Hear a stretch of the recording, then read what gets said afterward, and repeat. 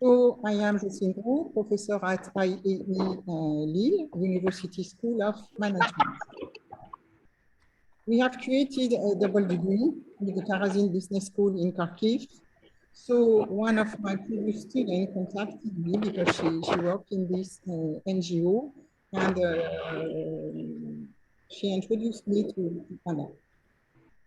So we have the pleasure to welcome today representatives of companies, professors, students, professional partners, staffs who are interested to know more about the topic we care about, life and business management at war. So this is a meeting which I wish to be full of exchange between colleagues, partners, but also between Ukraine and France. So for a good organization of the event, I would like you to cut for now the microphone and the video, and please use the chat to ask your question. This question will be addressed to the speakers after the presentation. For now, I would like to show you a small video about a company that is very active between Ukraine and France. The name of the company is Lener Cordier. They specialize in clothes making, and they have a business in France and in Kharkiv. So let's discover this video.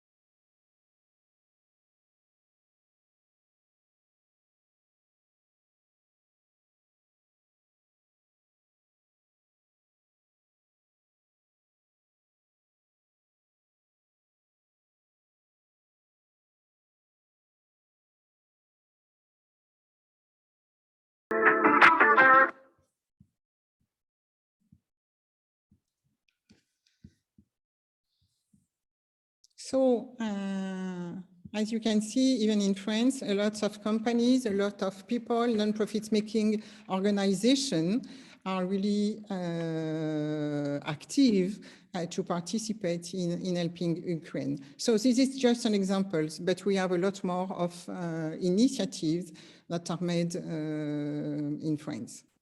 So now I have the pleasure to introduce you to Anna Harus, who is in charge of this non-profit making organization, this ONG, Enlightening Initiative. Anna, it's nice to have you. It's your turn. Thank you, Jocelyne. Thank you, audience. We are pleased to speak with you today and share the business practices of operating during the war.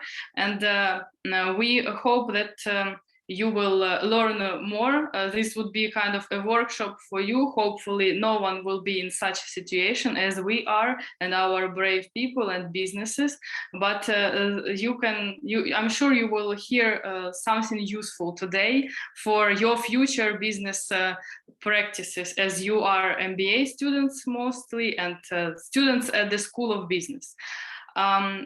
And I want also to briefly introduce Evan Landry, who will help us moderate today. And he is the graduate of the University of Lille. And it happened like that Evan is a French citizen who was in Ukraine on the first day of the full-scale war. And my organization was going to be a partner of Evan's organization in France. Evan, please. Yes, thank you very much, Anna. Thank you very much, everyone. Bonsoir à tout le monde. I hope you can all hear me correctly. It's a real pleasure for me to be here today, so I'll try to keep it short. My name is Evan Landry. I'm 21 years old. I am French, and I'm a graduate of the University of Lille. I did not study in IAE, though, but I studied in UFR de Lille, so foreign language university, well, foreign language faculty.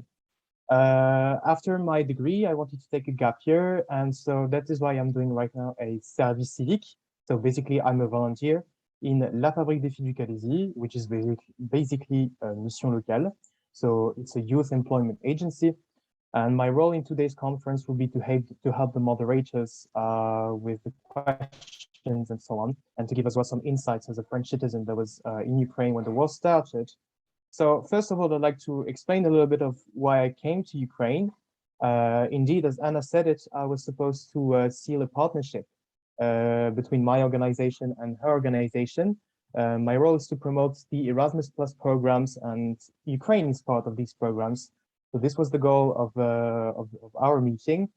I also have a personal relation with Ukraine. I stayed for 1 month last year in Ukraine, and I loved all the cities that I visited. So Kyiv, Lviv, Chernivtsi, Chernobyl, Cherkasy, etc. And I was aware of the threats because I think we all heard about what was going on at the frontier long before the war broke out. But I decided that I should not let myself get frightened of these threats because Ukraine was a peaceful country. So I had maintained my meeting with Anna. We were even supposed to have a meal in downtown Kyiv at a very nice restaurant. Unfortunately, this did not happen because I arrived in Ukraine the day before the war started. I was in the very last plane that arrived in Ukraine before the war started. So if you wanted to measure a little bit my level of luck, then you get an idea here. The first thing which I decided to do when this started, I decided to take contact with Anna, and I cannot express how grateful I am to Anna, because that is actually thanks to her that I managed to get a train ticket from Kyiv to a city with the border on the border with Romania, which is called Chernivtsi, which is where Anna is today, I think. She managed to book a ticket for me, and she did not ask anything in return. So as I said, there is no words that are strong enough for me to express how grateful I am. So as to tell a little bit my story, I left Kyiv on the very first day of the war. I stayed for 17 hours in the train, and I waited for some 20 or 21 hours at the border with Romania. And then I managed to get across the border 3 days after I arrived. So this was a very short stay in Ukraine. I hope the next one will be a bit longer. And after that, I came back to France, and now I'm trying to help Ukrainians as much as I can, especially here in La Fabrique des Filles, mission locale. We have some Ukrainian people that want to stay here in Calais, that want to find some job, and I'm here to try and help a little bit at my scale with that. So I'll conclude with this very rapidly. My message, my general message is that for all youngsters, for all of you French students, it is very important to keep supporting Ukrainians through your actions, through the social media, to keep your friends updated about what's going on, because the war is not over yet. And when I speak about Ukrainians, I speak of Anna's work. I speak of Anna, I speak of Tetiana, I speak of about all speakers that are here today, because Anna's work is tremendous. She keeps thousands of Ukrainians fed. She gets medication for them. She gets all of different humanitarian aid. So it is very important to keep supporting them, and I hope that this conference will be helpful for you to understand a little bit more about the situation in Ukraine. Thank you very much. Slava Ukraini. And I'll give back the floor to the different speakers. Thank you, Evan, for your kind words. Definitely, my organization and my team is doing a lot in humanitarian aid, but we wouldn't have done it without Ukrainian business. Who will speak today. The war unites non-profit sector and business as much as it has never done, I think, and we are doing our best. So let me open the floor. I will briefly show you the location of our speakers, and this is the map of Ukraine. As of April 3rd, I took it from an open source live map for you to show you the regions which used to be occupied, and which some of them are liberated now and others are still under occupation. This is for you to see the scale, how much our country has suffered in territorial terms, and naturally the whole country has been affected. There have been shellings and air raids all around Ukraine in the west. And our speakers are located mostly, as you can see, in the frontline regions. I personally come from Kharkiv, but located in the west, and two of our speakers are in the Kyiv region, two others are in the Zaporizhia region. They will tell more about this.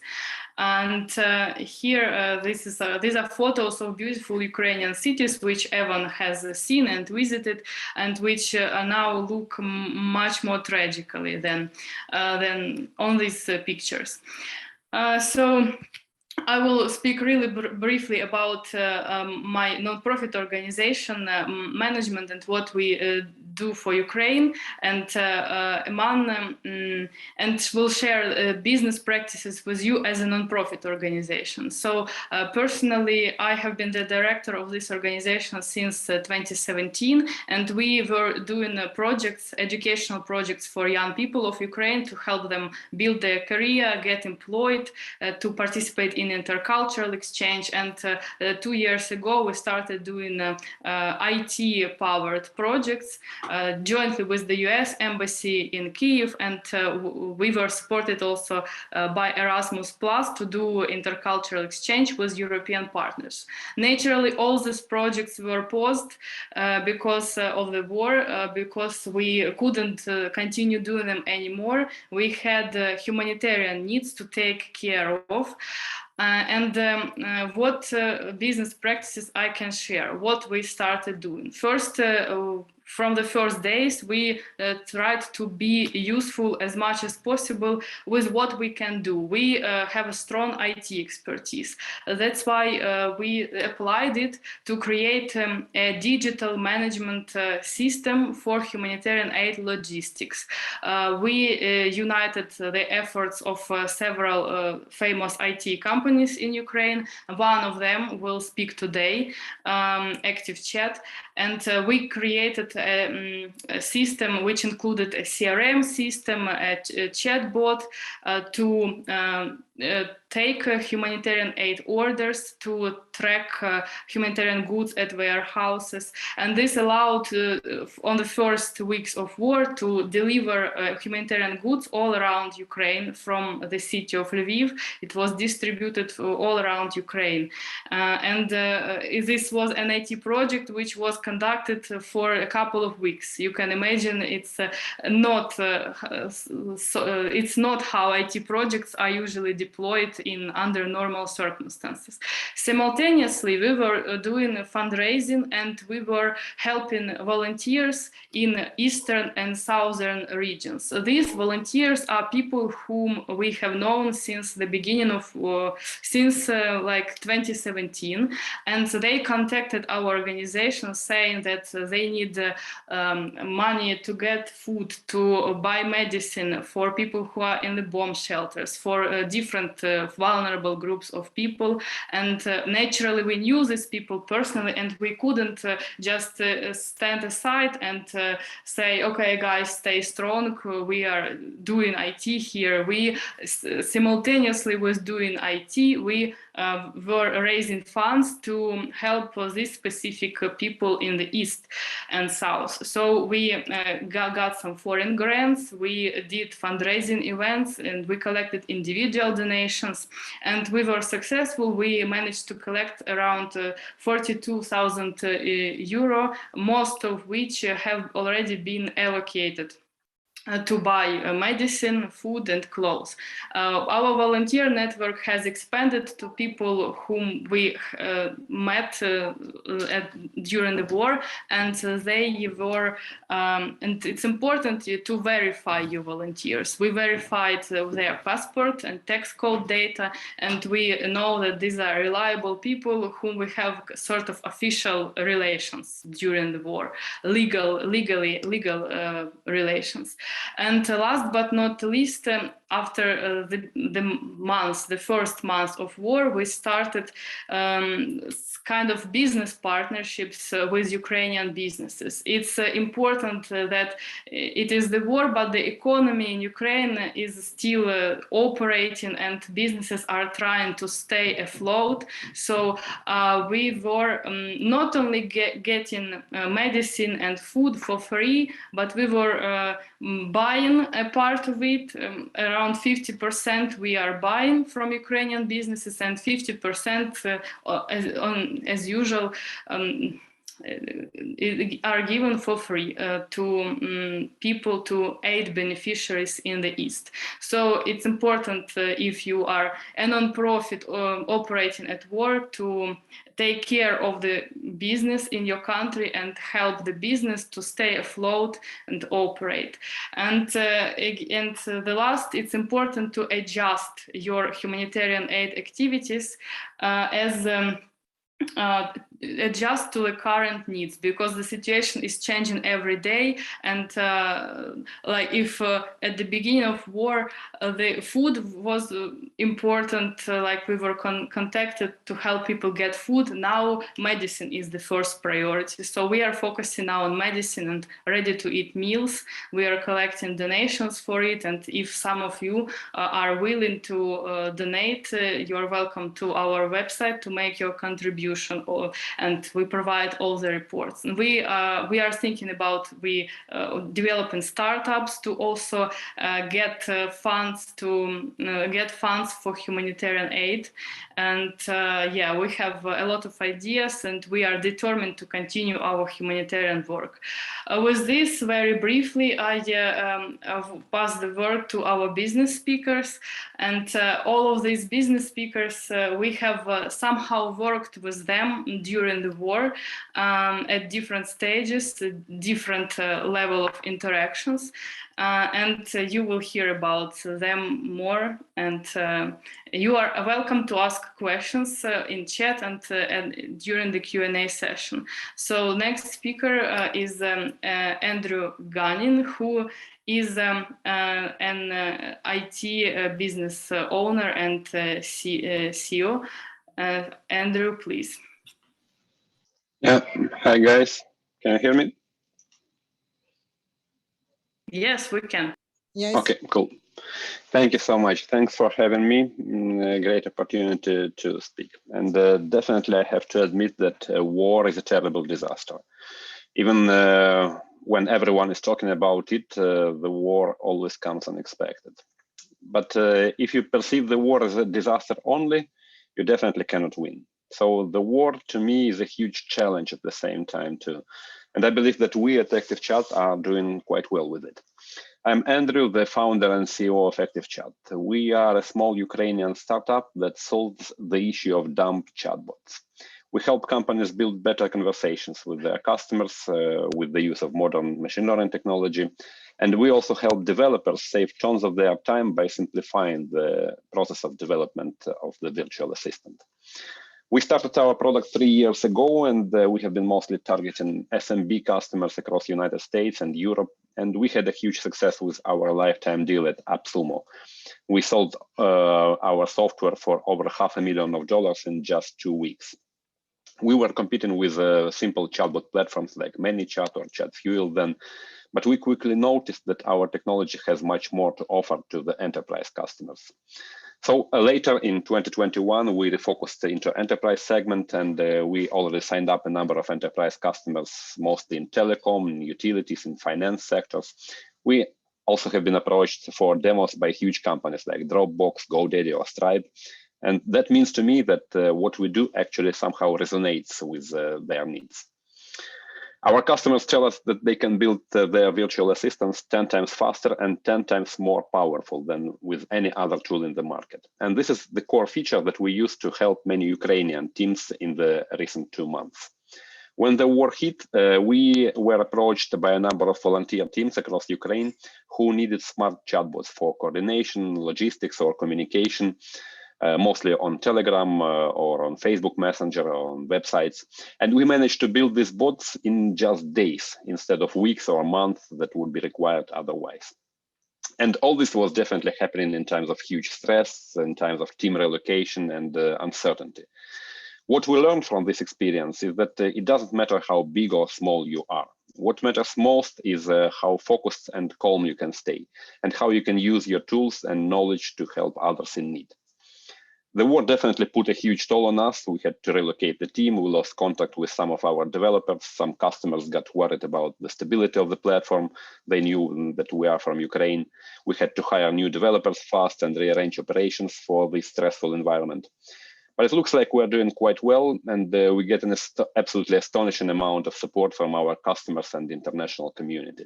And we even managed to collect over 10,000 euros in direct help to volunteers in Ukraine. So to sum it up, lessons learned from this experience, you have to stay cool, you have to stay human, you have to stay focused, you have to do your best to help others, and you should be treating your team, especially this is important in a startup environment, you should treat your team as a family. And also, definitely, you should try to be as remote and as location independent as possible.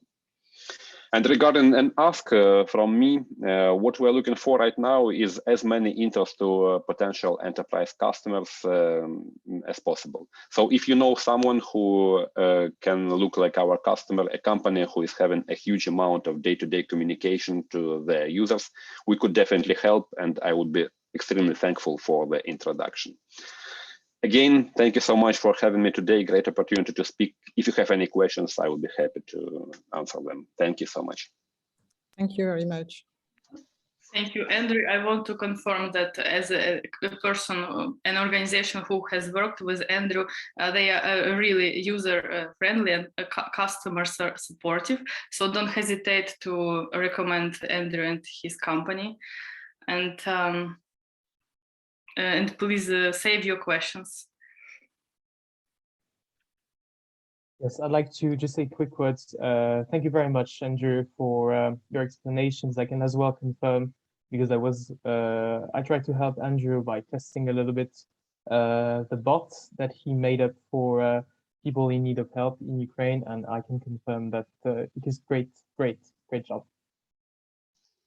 Thank you so much. Thank you so much.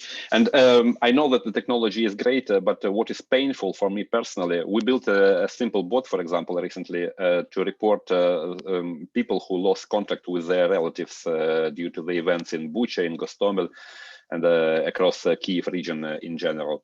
And it's extremely painful to sit at my computer and watch this spreadsheet filling up with data. There is over 3,000 or even 4,000 people reported there currently.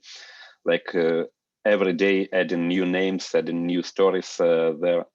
It is definitely painful, but happy that we could help somehow. Thank you. Thank you, Andrew, for sharing. Our next speaker is Mr. Mažvydas Stundžia, who represents a partially foreign-owned business in Ukraine and food retail. Please, the floor is yours. Thank you, Anna. It's great to be here. My name is Mažvydas, so I am the Chief Information Officer and the member of the management board of the company Novus, which is a classical retail groceries retail company. We had before the war approximately 100 of our physical shops operating, and we were also doing e-commerce business. So the size of our business is Mažvydas Stundžia. Is it okay? Can you hear me? We can. Okay. So the size of our company, for you to imagine it, before the war, it was the annual turnover was 600 million of US dollars.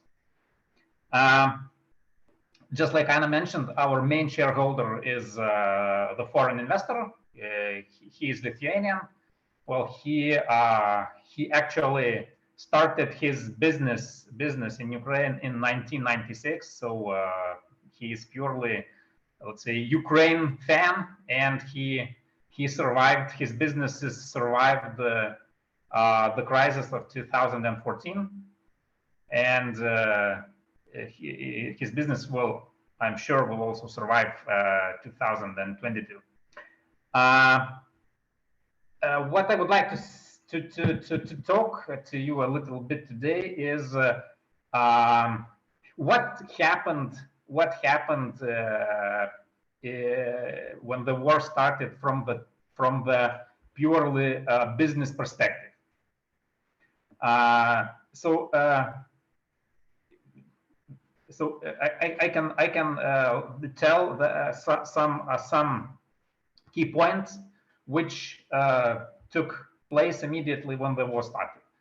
So the first and very clear thing that our market dropped by 55%. Just to explain you a little bit more, so our business is concentrated in Kyiv and Kyiv region. We have only 4 shops which are outside Kyiv. So the main business is Kyiv and Kyiv region. So we noticed, and the market surveys show that March compared to February, so the market shrink by 50%. Our own data shows that we also lost 55% of our customers, which you can imagine is quite critical for the business. And second thing, which also happened at the very first days of the war, that all the logistics collapsed, pretty much collapsed. And it had 2 effects. So one of it is that the trucks could not deliver goods as they could have been delivering before the war, and since the public transportation has also stopped, so there were problems with for the employees to get to their work. And again, talking about logistics, we have lost one of our warehouses because it was bombed by the enemy. So this particular warehouse, it was used to deliver frozen and chilled goods. So we lost this part of the assortment in terms of logistics. What else happened to our company? We lost our central office because it was bombed. And you can see here on the slide, on the left part, the office building, which was before the missile strike and after that. So this so you can see that it is completely destroyed. Luckily, there were no people, almost no people at that time of the missile strike. So those are the key points which happened from the business perspective when the war started. So and the consequences were such that we lost 50% of our sales, and we lost even more percentage of our gross margin because our buyers switched from let's say expensive goods to more cheap food categories. The second effect was that we had to close 23 of our shops because of different reasons. So one of the reasons that some shops were in those areas which were occupied for a long time. Some shops were damaged by the missiles or artillery, and some shops we had to close because there were no employees who could reach those shops, and we have some shops which are located in some living districts, and since many people emigrated from Kiev, so there were no customers in those districts. But actually now we're planning to open half of those stores in May. And one also interesting and important thing to say that we noticed that in the western part of Ukraine, the market, the retail market, increased by 20% because of internal migration. So people left Kiev and they moved to the west. So what are the main points? What are the main points which were, let's say, which we were doing as a company management to save business? Because our goal was to save business. So it is very simple, because when you lose 50% of your income, you have to control your cash flows and your expenses. So this was, let's say, one of the most important things. So we had to negotiate with our suppliers. We had to stop many projects which were going in the company. We had to cut some unnecessary costs. We also broke some contracts which were not critical for us, and so on and so on. And I think that we have managed it quite well, because our company survived, and I think that the critical point of time has already passed, and we're still operating, and we're pretty much okay. And I would like to stress a couple of bullet points. Those are just like some takeaways based on my experience. What is important, what actions and what things, what you have to do to be successful in managing the company in such a crisis. So first of all, you have to define to yourself what is your mission. So Novus has proclaimed that Novus' mission is to provide food for the society. The second thing, the second important thing that, like Andrew also said, you will never be ready in advance to such kind of a crisis, which means that you have to be very flexible, and you have to react to new circumstances very fast. And in order to do that, you have to, first of all, cut your bureaucracy, your internal bureaucracy, so that the decisions should be made very fast. You have to decentralize the decision making, because centralized decision making is very slow. And the last thing, but very important thing, you have to communicate with your employees very clear and very fast, because when the war is going on, there is no time to think and to interpret what you have said. So thank you, Anna. Thank you, Mažvydas, and I would like to stress that this business Novus is a great example of a role model for EU businesses and EU citizens to continue investing in Ukraine and to support Ukraine this way by doing business here. Thank you very much, Mažvydas.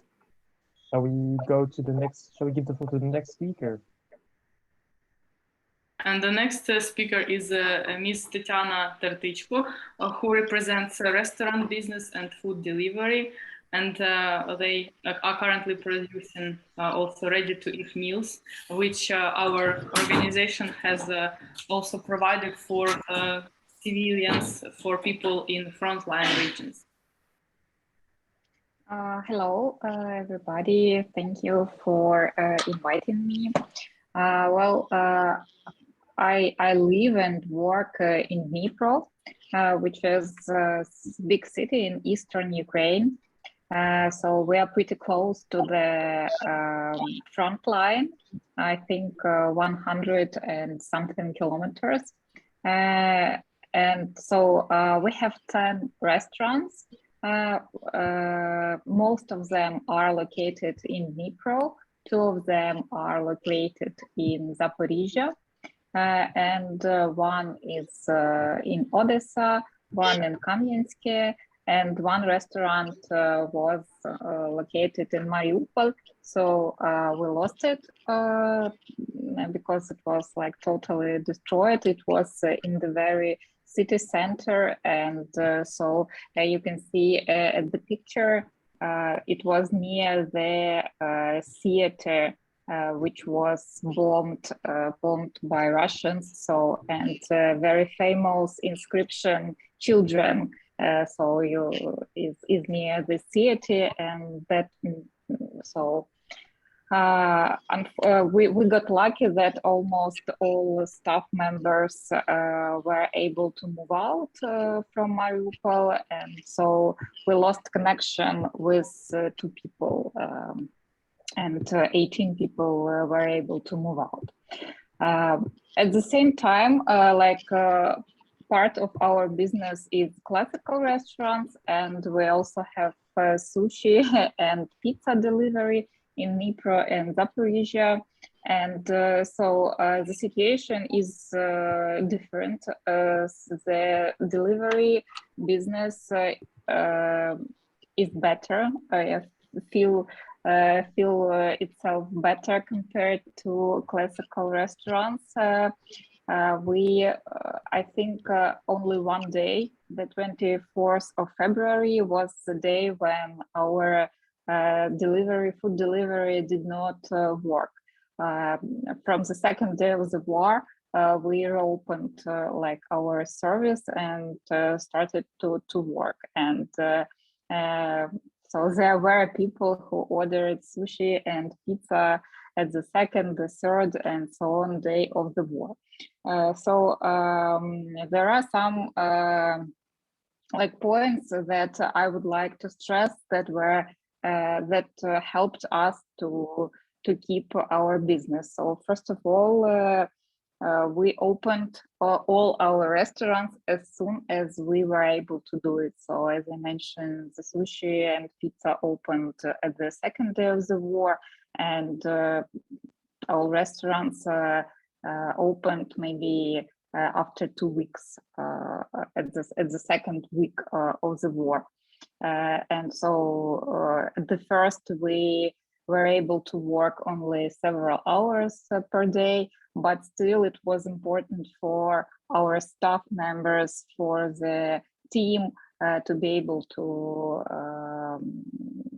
come to work and to do something instead of watching news all the time. So they thanked us for giving them this opportunity. And at the same time, we started to think how can we help, and from the very beginning we started to make food for the army, for the territorial defense, for defenders, for people who defended our region. So we made takeaway meals and delivered them to the police and similar forces. And at the same time, we also developed vacuumed ready-to-eat meals with extended shelf life. So instead of sushi, we started to produce such meals as you can see on the picture. And we started to deliver it to the regions where active hostilities took place, like Kharkiv, like Donetsk region. And so where it was possible for us to deliver and where it was possible for volunteers to deliver. We also get connected with several international foundations. It's Unchained Foundation and World Central Kitchen. And so both foundations supported our activities, and it was also very helpful for our business, because like we are a small business and we do not have that much resources as like big businesses might have. So like this financial support from international foundations was very, very useful for us. And so maybe about also the problems that we came across, as the previous speaker mentioned, the supply chains. So we had difficulties with imported products. For instance, like our sushi delivery is the main product which delivery is used is salmon. And so in the first month of the war, and all the salmon is imported in Ukraine, so Ukraine does not produce it. So we had like difficulties with the fish. But now, as in April, so everything, so the situation now is pretty normal, and we're able to purchase all the products that we need. So of course we cut costs as much as we could. So we had to decrease the salaries, especially to the top managers. But now, like, we are working on returning them to the previous level. And we also negotiated like with all the subcontractors, with landlords, and decided some better terms or extended period for payments and etc. I think that at the moment we're working pretty stable. Of course, we had a substantial decrease in our turnover because some of our restaurants are pubs, and like pubs, they're like late evening and night was the main period when we earned the money. And now due to the I don't know the English term for that, but like we had to close it. We cannot work now in the night, and the curfew. Yeah, thank you. Now we have the curfew now, so we have to close at in Dnipro, for example, in 8 p.m. And before the war, that was the time when everything just got started in some of our restaurants. So of course, we suffer from that.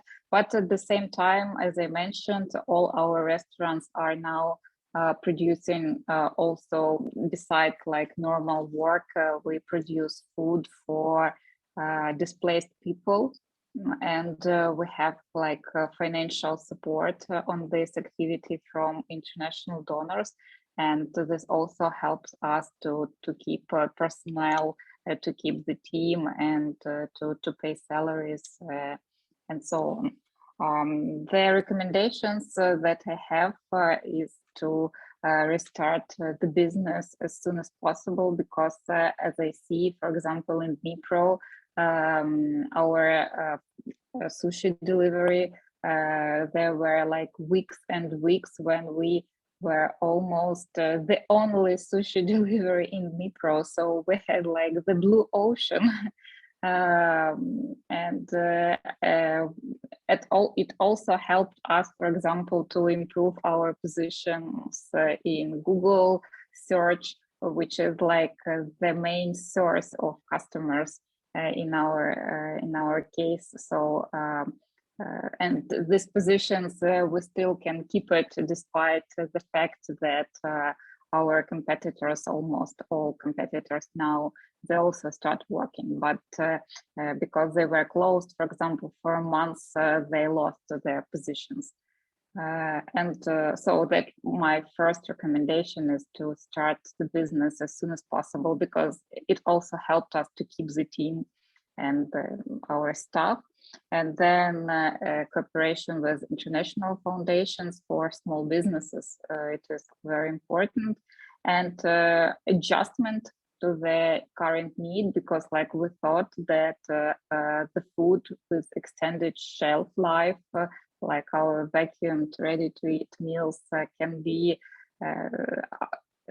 very needed and very demanded. And so we started, we didn't know how to do it before the war, because like we were producing sushi and pizza, but our chefs, they tried several options, and they like invented this kind of food.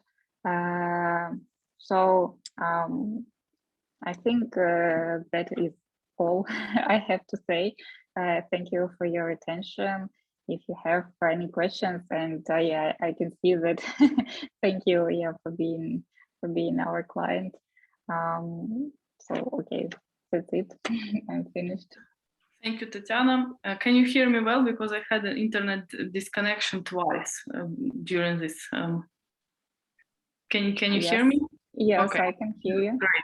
Great. I want to stress that Tatiana and her team are producing ready-to-eat meals, and it's important that there is a Ukrainian producer of ready-to-eat meals now, because Ukrainian people and the army also were relying on like also ordering American ready-to-eat meals, if I'm not mistaken. So if you know someone in Europe or in France who need ready-to-eat meals, so you can export them from Ukraine and turn to Tatiana. Yeah. Thank you. Thank you very much, Tatiana. Thanks to your determination, Ukrainians can still enjoy moments of happiness, thanks to your employees and thanks to your courage.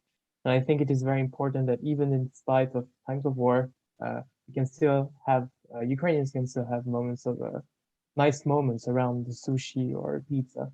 It's very important, I think. So thank you very much. Thank you. Our next speaker is Vyacheslav Saus, who represents a pharmacist network in Ukraine, and we have had a really productive cooperation between my NGO and Vyacheslav Pharmacist Network, which he represents.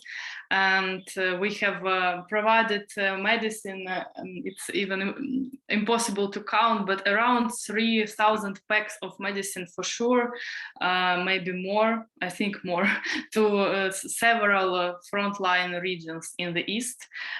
Please, Vyacheslav. Oh, hi to all.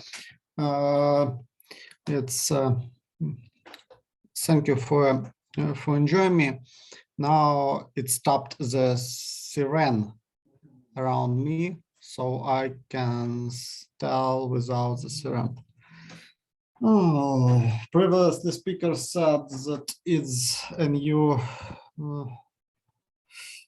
new step in our lives, but not step, but we don't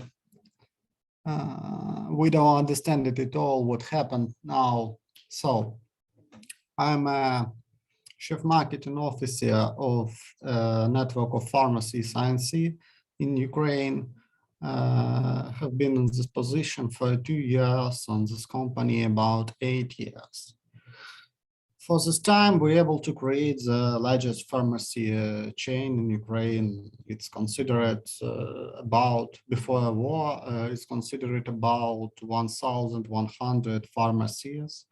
And we had about 8,000 employers.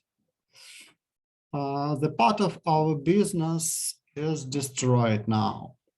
It's about 115 pharmacies in Mariupol, if you know about it, and other temporarily occupied territories of Ukraine. For example, you see on the photo one of our pharmacy. Yes, it is. It was 3 days ago in Kharkiv.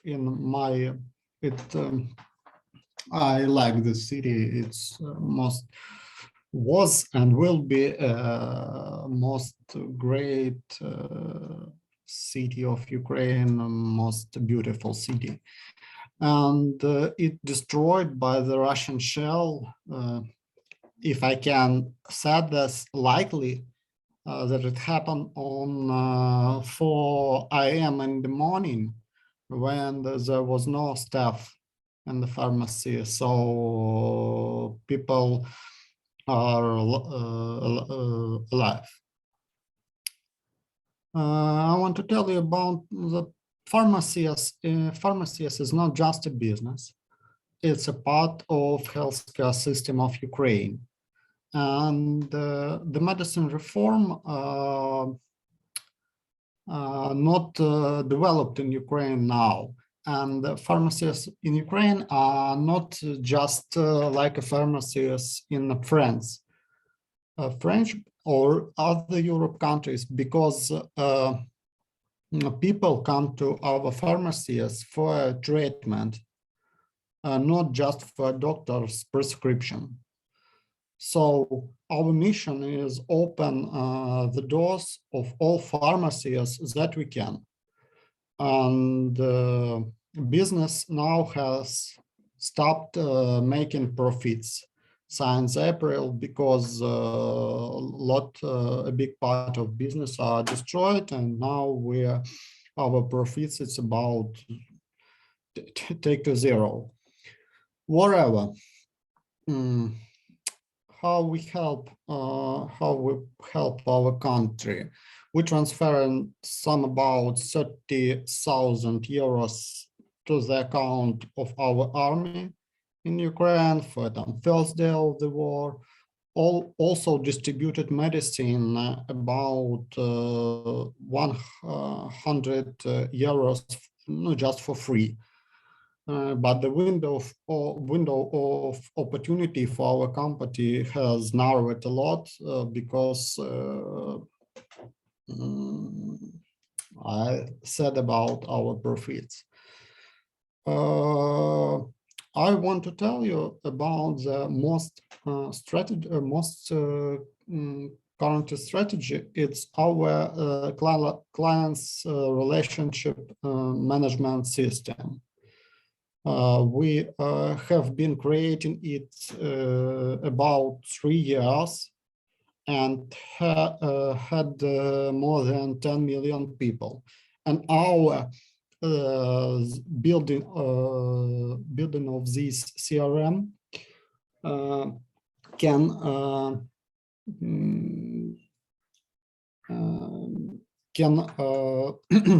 I'm sorry.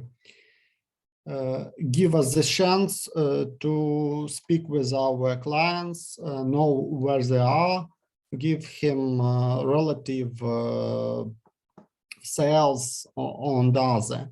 If we if we don't have the CRM, don't know our clients, it will be big trouble for us, biggest trouble for us that we have now. But new projects of an investment have been stopped now. It's my particular pain, because I was involved to introducing the robotic pharmacies, remote interviewing of clients, deliveries, and other broadcasts. They help to reduce cost in the future and reduce the cost for medicine. And the last question, what we do at the war? I don't know how to answer on this question. The previous interviewer said that get out all bureaucracy, decentralizate, making decisions. It's all right, and you need to be aware when you. I said that be where you are needed to do, and do what you can. It's crush all your big plans. Crush it's not working. It need to be crushed to the small and the achievable ones for every day, or at least every week, that you will see the progress of your plans. It help to not going crazy, you know. And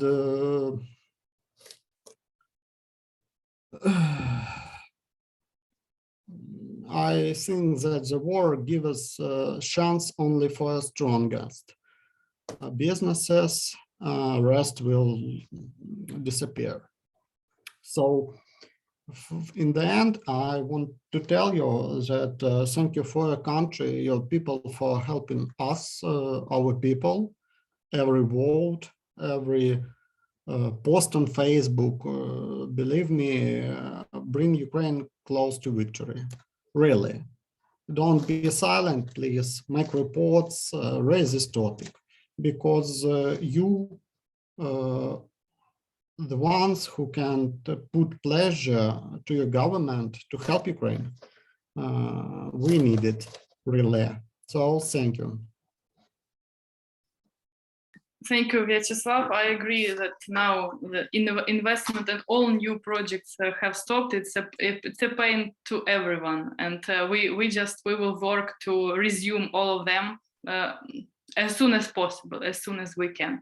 So I want to make a resume of the speeches and to proceed to the Q&A session. We also actually had a speaker from agribusiness in Ukraine, but it turned out that he is in Kharkiv now, and Kharkiv is being shelled every day, and I do not have a connection with him the whole day. So yeah, I hope our speaker from agribusiness is doing okay, and unfortunately he will not speak today, but we have an analyst in agriculture economics in case you want to ask questions about agriculture, agribusiness in Ukraine. In Europe, I know that people are concerned with food crisis, potential food crisis, and you have an opportunity to still ask questions about this if you have any. So on the slide you have there are enlisted ways to help Ukraine and to help Ukrainian businesses, to help our organization. We are collecting financial aid and donations now to purchase medicine and ready-to-eat meals mostly. And if you can donate, if you can share information about us, we will be thankful. And our target is to cover at least 1,000 people within the nearest week. You might know that the things are escalating now in Ukraine, and there are medicine which are hard to find in Ukraine now. Mostly these are hemostatics, analgesics, and many other medicine which are needed in the operating room. And you can also help us to find business contacts in France and organizations who can deliver humanitarian aid in kind, or who would like to help us in any way they can to cooperate with us. They can provide job or educational opportunities to Ukrainians. We will share this. And I also welcome you to go to the websites of our partners, of business speakers who were speaking today. You have a QR code on every slide. The slides will be shared, so you can go to their websites and you may donate both to us or to our partners, to business speakers, if you are willing to. With this, I pass the word to Evan and Jocelyn to moderate the Q&A session. Yes, thank you very much to Vyacheslav. I just wanted to say that we will keep informing people here in France about what's going on in Ukraine. And it's good that you say that actually these posts are helpful to you in terms of the moral. I also think it's very important. So I just wanted to say thank you very much for this. I don't have anything to add, so maybe I will give the floor to Madame Gros for the Q&A moderation session, maybe. Yeah, thank you very much for all your presentation. It was quite interesting, and it goes directly to our heart. We really would like to help. So about the first question, what is amazing is how all Ukraine does react, because it's terrible what is going on, of course, but you try to see what we can do. How can we improve the situation, how we can get help. So congratulations for all your presentation and your courage. I mean, this is a good lesson of life and business management at work. Congratulations to all of you for your courage. So now I will ask the first question.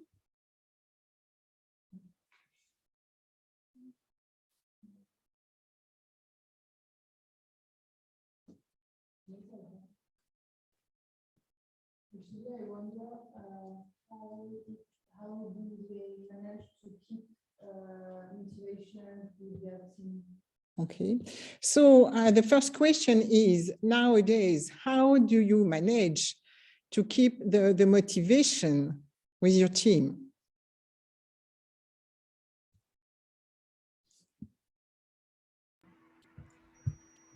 I can step in if it is okay.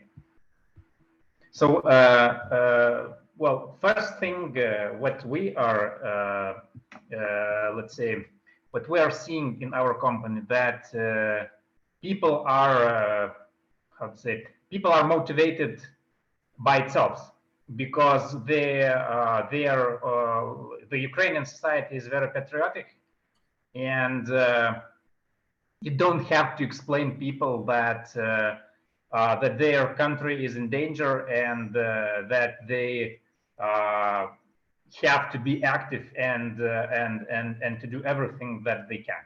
So it is very natural thing in Ukraine. And from the, let's say, from the company management point of view, I have already mentioned that it is very important to communicate with your people very honestly, very fast, and very clear. Thank you. Yes. What they have put in place, do they think like it's gonna keep going running? Like, is it on really short-term vision, or is it actually getting like organized to stay the long-term perspective? Like some of the shops became more humanitarian. Yes, the question is how you act in the short term, but also about your vision in the future.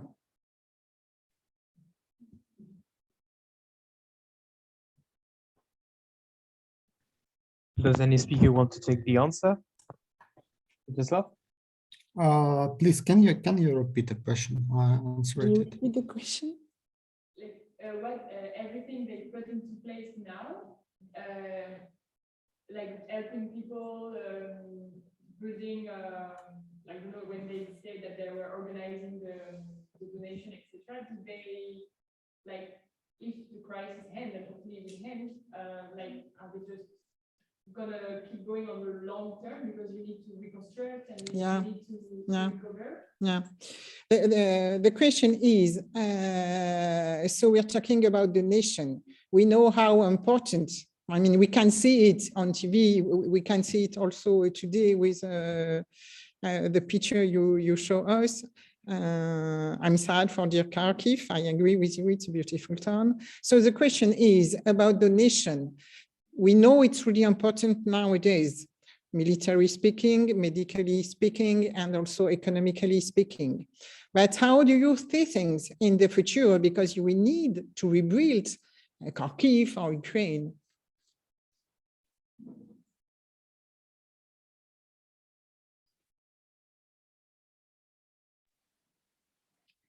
Well, I can say that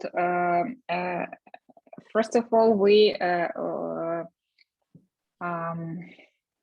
I don't think that we make sort of long-term plans because we don't know where the war stop and whether we're able to keep our restaurants. So we just only now we started to plan within like several weeks. But at the same time, I'm and my partners were pretty optimistic about Ukraine's future after the war, because there is going to be a unique opportunity to rebuild the country and to rebuild the businesses. And I think that after the war, and I read the history, I mean, what happened after the Second World War. And so we're like in restaurant, in entertainment business. And so many people after the catastrophes, they started to get back to the cafes, to the restaurants. And me and my partners were pretty optimistic about the long-term future if the war stop where it is now. And I think we will be able to rebuild our country and to make it better than it used to be before the war. Of course, it will be better. And I intend to come to your restaurant and to go back to Kharkiv as soon as it will be possible, of course. So we now don't have a problem with motivation. All our people are working for a win, for an end of war. We haven't the problem in motivation people. If before the war, our people need to work on office, many, now our people in Ukraine, in Slovakia, in France, my staff in France, in Poland, in other countries, and they all work for the win. They said a new ways to go. What motivation is not a problem. And we're also looking for a future in optimistic, because if you don't look in the future in optimistic, you will broke. tomorrow or today. Only this way we have to go. So, but total respect, my dear colleague, total respect. So I have another question. Are you totally in teleworking, or do you have the possibility to go on the field to make your actions to keep with the actions? Is teleworking sufficient, or do they Okay. go to the field? The question is teleworking sufficient, or do you need to go on the field in the company? Is it possible? If it is possible, of course.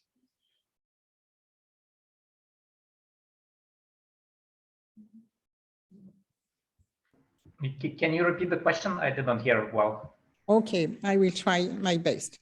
The question is, do you all work on teleworking, or when is it, when it's possible, do you go in the company? Do you go, are you present in the buildings?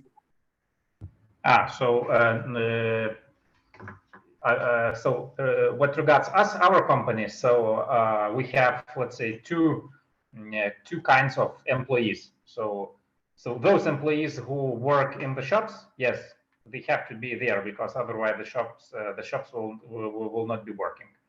And the second, let's see, the second part of employees who are in the office, who were, so we are all working now remotely.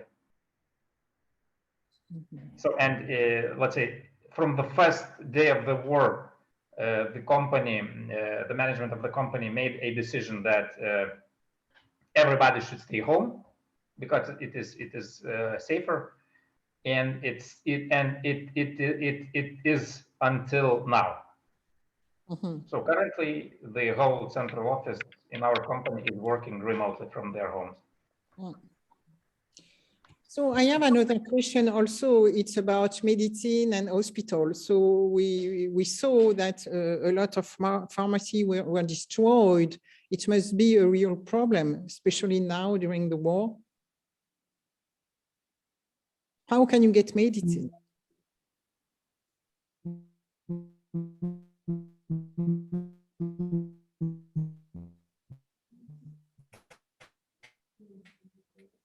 Did you hear me?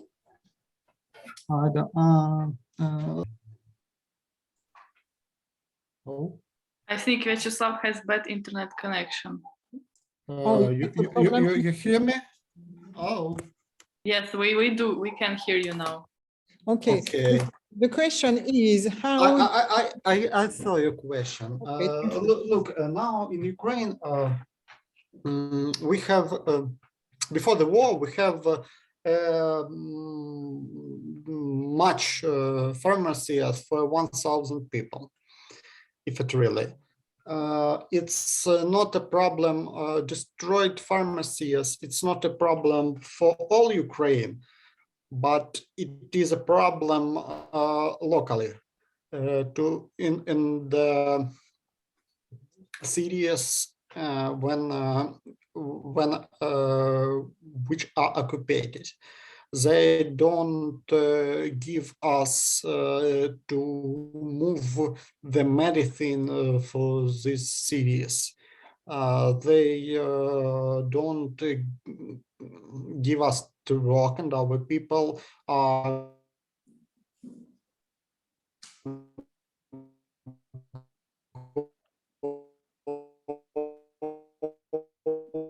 going on to the first of all, this problem, Anna, for example, and many others, many other people who bring our medicine from the Europe to many people. You know, it's a bigger help for us, really. I know. No, it's answer for your question. Now it is not a problem. I think also a clarification to this question is how do you get medicine, like if the factories are destroyed, or if you imported medicine, like, do you have the source where to get drugs and medicine? Look, we have a medicine like in Europe, the same plants. All Ukrainian plants are doing the medicine that we can buy in Europe, on USA, of India and other countries. We don't Abbott, Pfizer, Sanofi, French and other, we now get it all. It's not a problem. Okay, I also want to add to this question that we have information analytics from Ukrainian healthcare sector, from the doctors, and the doctors say that in many hospitals are not equipped with even 5-day medicine for an operating room. So it was a problem with the planning before the war, that many hospitals were not prepared to take patients, to operate them after shellings. And when a shelling happens in a specific city, if it's even a small city in the east, they simply do not have medicine in the operating rooms to treat the people who were shelled. It's a sad story, but it's like this. We can see that on TV also in France, and we're sorry about that. And that's why our organization, we were trying to help, we were delivering medicine recently to a city, Slovyansk, 30 kilometers near frontline in Donetsk region. We bought medicine for the operating room in the local hospital for them to have at least some supplies when the war intensifies. So volunteers really do a lot of work and do help with this situation a bit. Thank you. I have one more question. Which turn? Two questions. There are many people who left the country who went abroad to flee to the country. So how do you manage your workforce to keep working in the company? Okay. A lot of Ukrainian citizens left the country, especially women with children. So how does the company can manage without a part of their workforce? Please allow me to intervene in this question and answer it. Let me turn on my camera. Hello, I'm Ina, the COO of Active Chat. Andrew was unfortunately called to an urgent meeting and asked me to answer some questions for him, if that's okay. So I work with Active Chat for 2.5 years now, and since the February 24th, I moved to Austria, although I'm from Kyiv originally, and our company is completely remote. So for us, it's not a big problem. I still work, I still perform my duties, and while Andrew was working with Ukrainian NGOs and volunteer organizations, I was working with European NGOs and volunteer organizations that help Ukrainian refugees that fled Ukraine due to the full-scale war, that need information disseminated quickly and efficiently. So in our case, this wasn't a big problem. However, Vyacheslav said it very good, that do what you can. And if your company specifically is not a hands-on company, does not have a physical spot like a restaurant or a pharmacy or a factory, for example, right, or a shop, if you can perform your duties remotely, do that. Because not everyone is good with firearms, for example. Not everyone is good driving and delivering goods to different areas, right? But you can still work as a part of your company, but remotely. COVID taught us a lot about how to switch to remote, right? 2 years ago, although COVID now sounds like something virtually non-existent, but still, COVID taught us a lot about how to work remotely, how to work from home. Even call centers switched to working from home. Some shops started working only, like delivery only, restaurants delivery only too. So any crisis, be it a healthcare crisis, a war, a natural disaster, teaches us to be flexible, to adjust to the situation.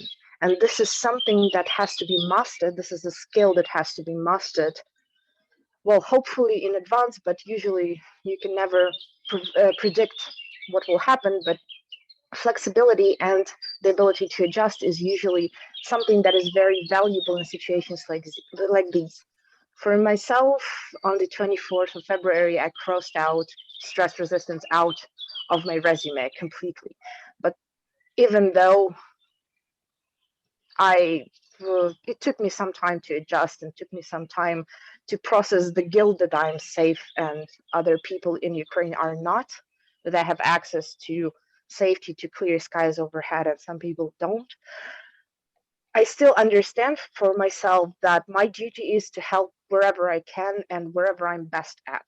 In my case, it's creating automations, creating bots that help disseminate humanitarian aid, find missing persons, spread information about what are the regulations for different European countries to take in refugees, etc., etc.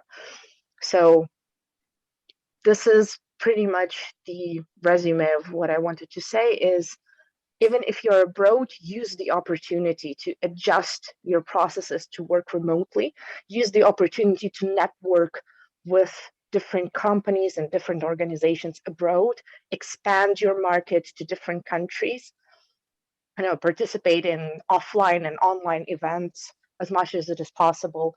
And remote work is definitely the future. That's what I can say. Thank you. And I also would like to add something about the labor market in Ukraine, because before the war, it was very difficult to find a skilled professional. So you should spend like months and months in order to hire someone with a good professional profile. And I just give you an example. For instance, if you before the war, if you publish a job opportunity, you may get, for example, you are looking for marketologists. So you probably you can get like something like 20 resumes per week in Dnipro. And now we published like a job opportunity and we got 100 resumes per day. So it's just like an enormous increase of labor force in, for example, in Dnipro, despite the fact that our city is pretty close to the front line. So now I can say that as a business, we do not have any problems with staff. We can hire any day if we need, but we do not need because of the shortage of turnover. So sorry if you hear a noise, that means we need to leave the building because at the end of the day, they will close the door of IAE. A last question, Alima? Yeah, actually, I think one of the participants said that in the non-conflict area, they spoke like they have like a raise of 20%. And I was like one curious, like how come they have increased during this war situation? J'ai pas entendu la question. Tu peux répéter plus fort? Parle plus fort. Like one of the participants said that in the non-conflict area in Ukraine, they saw like they had an increase of 20%. Okay. Okay. One of the speakers, you explained that in the West, you had a raise of 20%. Can you explain? Yeah, so it was me. Just what I was saying that in Kiev region we had a market drop. I'm talking about retail market. So we had a retail market drop by 50%, 50 or 55%, which is our, let's say, our target market. But we also saw the market research that in the western part of the Ukraine, the retail market increased by 20%, and this is due to the internal migration because during the war, let's say the western part of Ukraine, for example, Lviv, there were no military activities. There were only some bombings, but not so heavy. And the eastern part and Kiev, they suffer much more. And people were leaving Kiev and they were moving to the west. So this is how we explain why the retail market in the west increased. No less than 7 million Ukrainians have moved to western regions. It's a third of the population, if I'm not mistaken, even, yeah. But you know, when we talk to Ukrainian people that are in France or abroad, they all say, once the war is over, the first day we're back in Ukraine. All of them. They really want to go back. Even my students. Exactly, yeah. Of course. So, sorry guys, but I have to call it a day because we need to leave the building. Thank you all for your participation. It was really, really interesting, and total respect for your courage. I mean, it's good, a good lesson of life and humility. Stay strong. Thank you, Jocelyn, for supporting us. And my appeal to the audience would be, please support Ukrainian organizations, Ukrainian businesses, and stand with Ukraine. Okay, we stand with Ukraine by the heart. Sure. Thank you. Thank you to all of you. Bye. Have a nice evening, and we keep in touch. Thank you so much. you.